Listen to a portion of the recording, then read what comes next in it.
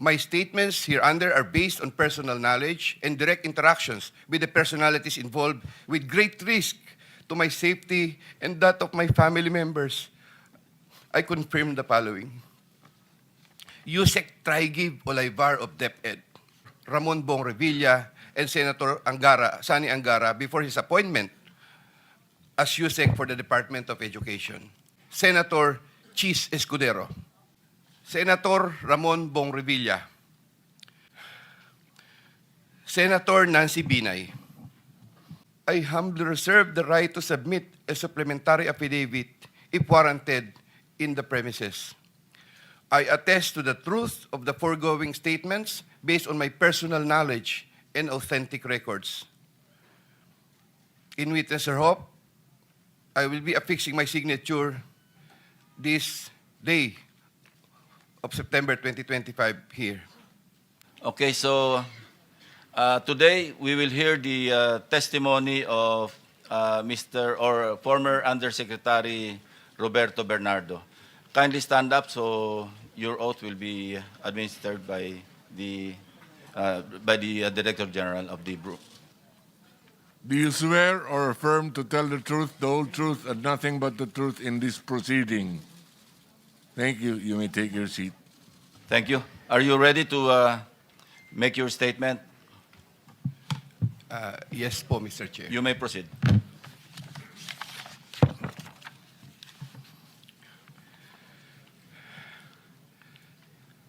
Dear Senator Lacson and honorable members of the Blue Ribbon Committee, I am Roberto Bernardo, formerly an Undersecretary for Operations of the Department of Public Works and Highways, Dpwh. I was summoned to appear today before the Honorable Blue Ribbon Committee and required to testify in connection with its ongoing inquiry in aid of legislation into the reported anomalies in certain DPWH projects, flood control projects. Bago ko po ilahad ang aking nalalaman sa mga bagay na nais tumbukin ng kagalang-galang na Blue Ribbon Committee, ako po ay umaamin sa aking maling nagawa. Ako po ay hindi naging matatag at tapat sa pagpapatupad ng tungkulin na ipinagkatiwala sa akin ng ating pamahalaan at sambayanan. Taus-puso at puno ng pagsisisi na ako po ay humihingi ng kapatawaran sa Diyos, sa ating bansa at mga kababayan, gayon din sa aking pamilya, mga kaibigan at sa lahat ng aking binigo. Nakagawa po ako ng pagkakamali at pinahintulutan ko po ang aking sarili na maging kasangkapan sa pagpapatupad ng isang masamang gawain. Handa po akong gawin ang lahat ng nararapat upang maiwasto ang aking kamalian at maiwasan na ito'y mangyaring muli. I wish to assure the Honorable Blue Ribbon Committee of my full cooperation with the investigation. I am submitting an affidavit outlining my knowledge and of and involvement in certain events material to the subject of investigation. Moreover, I will disclose and expound on related incidents within my personal knowledge, mindful not only of the materiality of my testimony, but also of my rights, as well as fearful of what effects my disclosures will have on my family's safety and well-being. I have applied before the Department of Justice for coverage as a state witness under Republic Act No. 6981, otherwise known as Witness Protection, Security and Benefit Act. I hope the Honorable Blue Ribbon Committee will find merit in my application and favorably endorse the same to the DOJ. With the assurance of the Honorable Blue Ribbon Committee that my rights and benefits under RA 6981 shall be respected, I am prepared to submit the aforesaid affidavit to Honorable Blue Ribbon Committee and swear to and testify on the same, with the approval of the Honorable DOJ Secretary on the disclosure thereof for such purposes. The highly sensitive nature of the disclosures made in my affidavit cannot be stressed enough. These deal with involvement in irregularities of 4 senators and 1 congressman, one member of a constitutional commission, and one undersecretary, seriously undermining public trust in 2 out of 3 branches of our government and a constitutional body, thereby posing a significant threat to our national security as it may lead to political instability, which may weaken the ability of the government to function effectively. 25 of September 2025, Makati City, Metro Manila. And this, Mr. Chair, signed na po ito. Okay. May we hear from Secretary Remulla since he mentioned about his application for admission into the program? Your Honor, we will have to evaluate his statements in relation to all the other testimonies that we have gathered in the DOJ and in the Blue Ribbon Committee. The Senate President, Mr. Mr. Chairman, Gulman. we would like to listen to your sworn affidavit, if you have one, or an affidavit that you will swear to complete the disclosure that you're talking about. Otherwise, those are mere general statements. Please, thank you. Yes, Mr. President, Mr. Chair, may I be allowed to read the Yes, you may proceed, Usec Bernardo. affidavit? I, Roberto R. Bernardo, Filipino, of legal age, a resident of Malolos City, Bulacan, under oath, depose and state. In connection with the ongoing Senate Blue Ribbon Committee investigations, I intend to submit this affidavit which provides details of my knowledge about matters within my jurisdiction relating to flood control projects when I was still serving as Undersecretary for Operations of the Department of Public Works and Highways. This affidavit lays out details. Sorry, excuse me. You have your counsel now with you? Yes, sir. Yes, po, Okay, Mr. on Chair. record. Okay. This affidavit lays out details of the involvement of legislators as well as other government officials with a commitment on my part to expand these disclosures as my best recollection of facts and records may serve.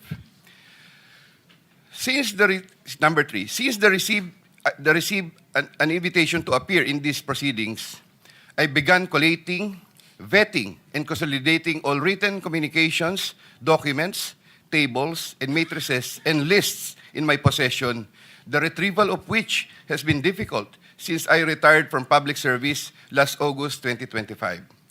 With the benefit of more time and greater freedom to access files, I am confident that I can provide even more material and relevant evidence that would clarify the issues once and for all. Number 4, more importantly, I am executing and submitting this affidavit with my full and absolute consent as an integral part of my application to be admitted under the Witness Protection Program through the favorable recommendations of the Honorable Chairman of the Blue Ribbon Committee, Senator Ping Lacson, and the Honorable Senate President Tito Soto under Section 4, as well as Section 10 of Republic Act Number 6981, otherwise known as Witness Protection, Security, and Benefit Act before the Department of Justice. I attest and confirm that the names, dates, and transactions mentioned hereunder are based on my direct personal knowledge and have ample documentary support where necessary or desirable if given full opportunity to retrieve the same. Background facts. I earned my bachelor's degree in Bachelor of Science in Civil Engineering in 1984. I am a registered civil engineer by profession.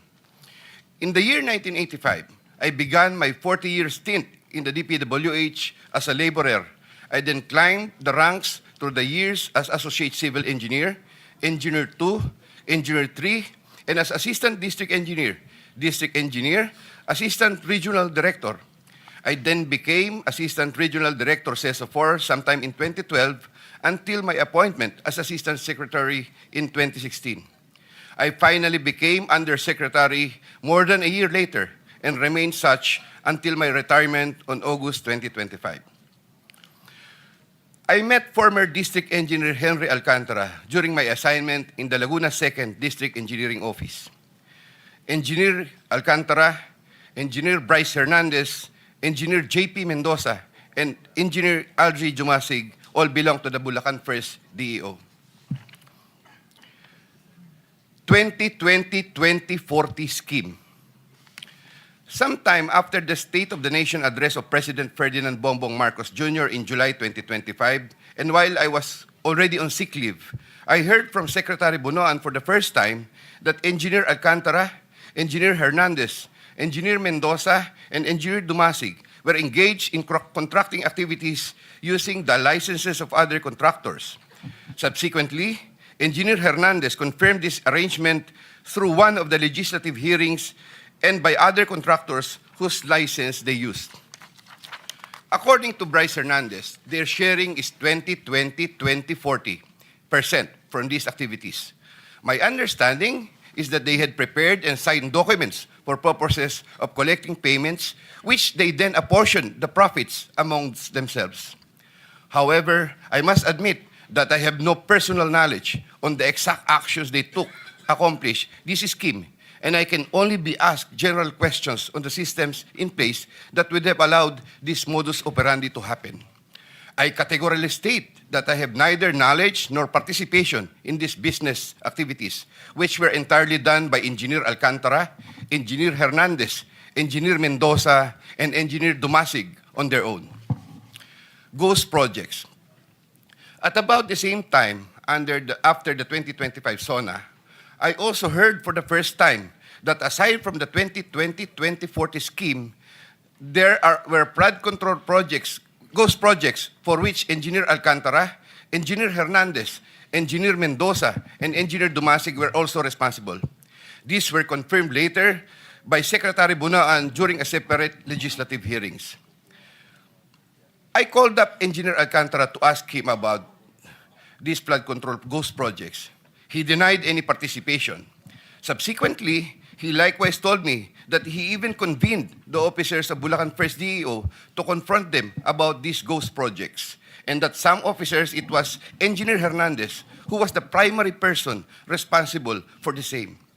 In the exact words of Engineer Alcantara, si Bryce po yan. I categorically state that I have neither knowledge nor participation in these flood control ghost projects. Congressman Zaldy Co. My personal knowledge regarding Congressman Zaldy Co are set out as follows. Congressman Zaldy Co one time called me to say that he met Engineer Alcantara and wanted to confirm, maayos bang kausap si Engineer Alcantara? To which I replied, maayos po. Engineer Alcantara then told me that Kong Zaldy Co was asking for a 25% commission, and out of that amount, 2% was to be shared equally between Engineer Alcantara and myself. In his exact words, boss, hati na tayo sa 2%. Furthermore, Engineer Alcantara would tell me every time that he made deliveries of cash to Congressman Zaldy Co in compliance with his commitment to Congressman Zaldy Co.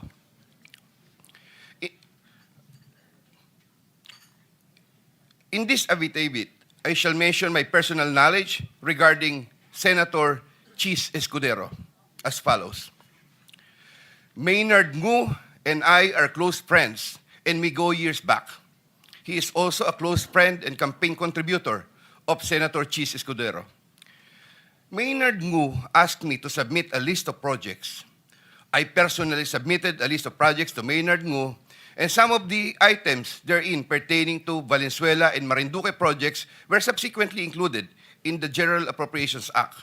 A copy of the list of Valenzuela and Marinduque projects is here to attach to this affidavit as Annex A. When I gave him the list and in relation to the commitment, I asked him, Boss, paano to? Maynard replied, bahala ka na. I asked, Boss, okay na ba ang 20%? Maynard said, okay. After inclusion of the projects in Dagaa, I delivered 20% of approximately 800 million or about 160 million to Maynard Ngu, which was meant for Senator Escudero. Finally, I would like to add that deliveries of cash were personally made to me, by me, to Maynard Ngu at his office in Manila. I confirm that Commissioner Lipana requested that he be referred to officers of DPWH Bulacan 1st DEO. I referred to him to Engineer Bryce Hernandez. I have no personal knowledge if they were able to secure a project in Bulacan 1st DEO. Furthermore, and subject to possible referral to an executive session upon the approval of the Honorable Chairman, I attest to the broader systemic issues in DPWH that are widespread. My statements hereunder are based on personal knowledge and direct interactions with the personalities involved with great risk to my safety and that of my family members. I confirm the following. Usec Trygve Olaivar of DepEd. Usec Trygve Olaivar used to work for Senator Ramon Bong Revilla and Senator Sani Angara before his appointment as Usec for the Department of Education. Sometime 2010, I met for the first time Usec Olaivar, who was then working in the office of Senator Bong Revilla. Later, I learned that he transferred to the office of Senator Edgardo Angara and then later to Senator Sani Angara. Sometime 2024, Usec Olaivar personally called me for a meeting to discuss about unprogrammed appropriations, supposedly for the office of the Executive Secretary. In the said meeting, he requested me to submit a list of projects.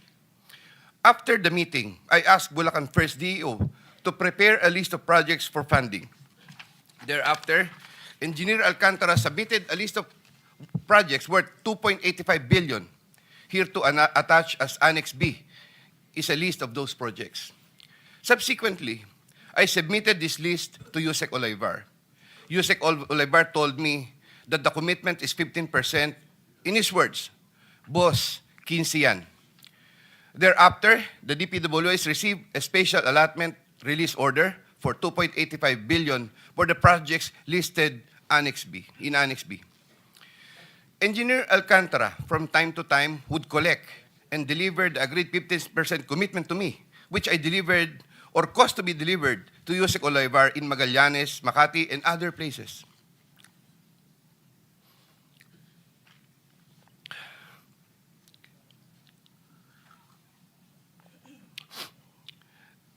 Senator Ramon Bong Revilla. Sometime in the year 2024, Senator Revilla and I met where I gave him a list of projects given to me by Engineer Alcantara. Senator Revilla asked for a commitment, which I suggested. Then he approved at 25% of the total amount of the projects indicated in the list here to attach as Annex C. I relayed the 25% commitment to Engineer Alcantara and told him that Senator Revilla will appreciate additional contributions for his senatorial re-election bid. Engineer Alcantara collected the 25% commitment, or about 125 million, which was turned over to me and then delivered to Senator Revilla in his house in Cavite.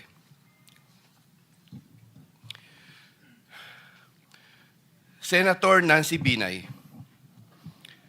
Sometime in the year 2024, Carlin Villa, a staff of trusted confidant of Senator Binay, called me and asked for a commitment which was set at 15% of the total amount of the projects indicated in the list here to attach as Annex D.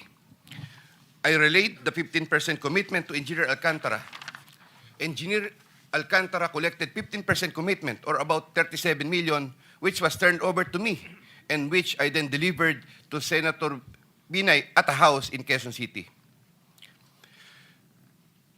Given the complexities of the transactions and personalities involved, I humbly reserve the right to submit a supplementary affidavit if warranted in the premises. I attest to the truth of the foregoing statements based on my personal knowledge and authentic records.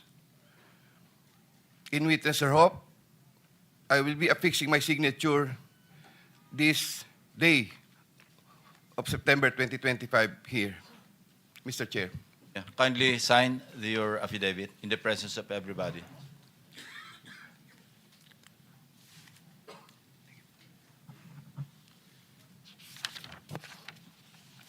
Here, Mr. Chair, I have already signed it.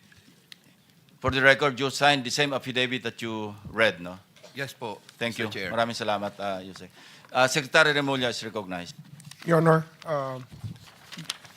after hearing his affidavit and his willingness to disclose all other details about the transactions that happened under his watch, may I respectfully ask the committee to allow the DOJ to have an evaluation of Mr. Bernardo immediately. This matter has to be done because of the gravity of the situation and the fact that we may have to really work overtime on legal matters that are needed or necessary legal matters so that we can preserve the monies and other things that are involved in this discussion. Thank you, Secretary Remulla. Will you be open to answer some questions addressed to the Secretary of Justice before you leave? Just like the last time? No, not to Usec Bernardo, but to the Secretary for some clarificatory questions. I mean, to the Secretary of DOJ, not to the affiant. Because you have to bring him back after lunch, no? Not to you, but Secretary Remulla, will Yes you po. be willing to, not Usec Bernardo, I'm referring my question to Secretary Remulla, if you're willing to accommodate just a few questions from the members, if they're... Yes, Your Honor. Of course, Okay. Your Honor. So we'll start with whoever. Senator Erwin Tulfo is first on the list, kindly. But kindly limit your questions to, in the meantime, no, to Secretary Remulla. Mamaya na lang yung kay Undersecretary Bernardo. Meron. Anybody? You have some questions? The same naman lang rin, Mr. Chair, na pag alis ni Secretary Remulla, alis din si Bernardo, baka pwedeng magtanong na kay Bernardo. Hindi. Ang kasundan natin, pagbalik na lang, kasi hahaba eh. And they have work to do. So we are accommodating them in the same manner that we accommodated Alcantara, Engineer Alcantara, to be brought immediately to the DOJ for evaluation, for some procedure. Then after that, we can have all the time in the world. Maski hanggang madaling araw, kung gusto mong tanongin si Usec Bernardo, O sir, pero you can.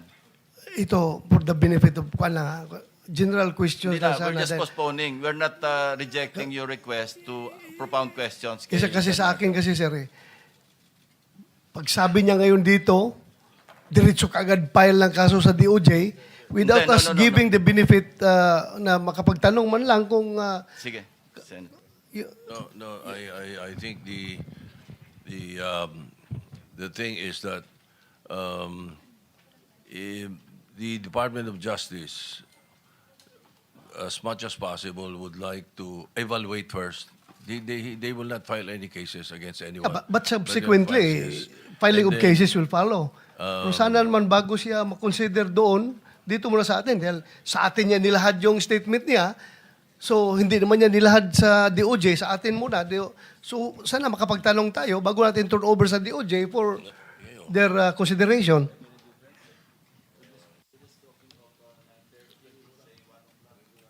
Mr. Chair, I think the point... Hearing is suspended.